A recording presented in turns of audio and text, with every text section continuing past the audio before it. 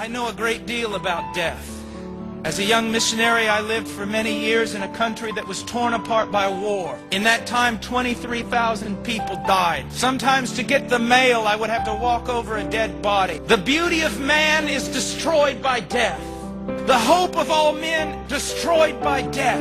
In my family, it has been torn apart by death. My brother was killed when he was 6 years old. My father died in my arms in the middle of a field.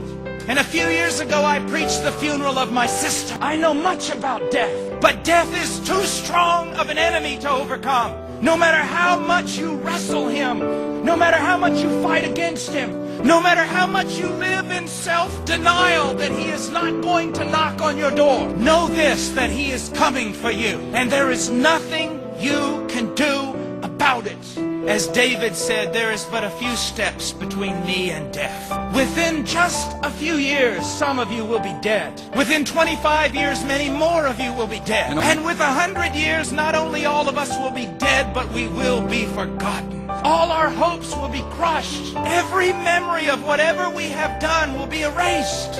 And of all creatures, we are most pitiful, because not only is death coming for us, we know it. You know it, and you know it. You do everything in your power to push it out of your thoughts. But he's coming for you, maybe even this evening. He's coming for your children, and there's nothing you can do. But there is one who has faced death head on. There is one, a mighty warrior, who went into death's stronghold and defeated him in his strongest place.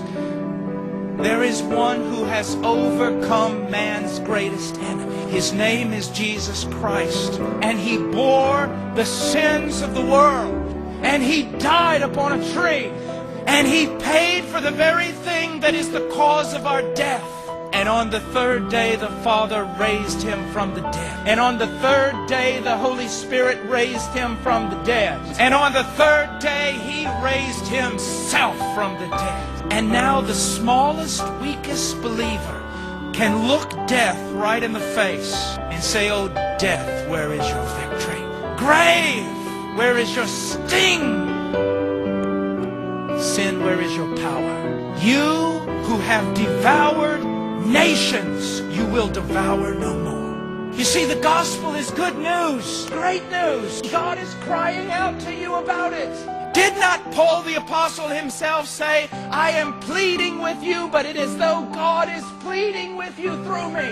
Why will you live a life that has no meaning? Why will you live a life that literally is going to fall apart? Why will you allow yourself to be swallowed up by death? Why don't you come to Christ? What is holding you? What is this thing that has control of your mind and your heart? Come to Christ. You say, "Oh, it's too good to be true." It is true. You say, "Oh, I'm too great a sinner." You are not greater than the Christ, are you? You do not have more power than his grace, do you? Come to him.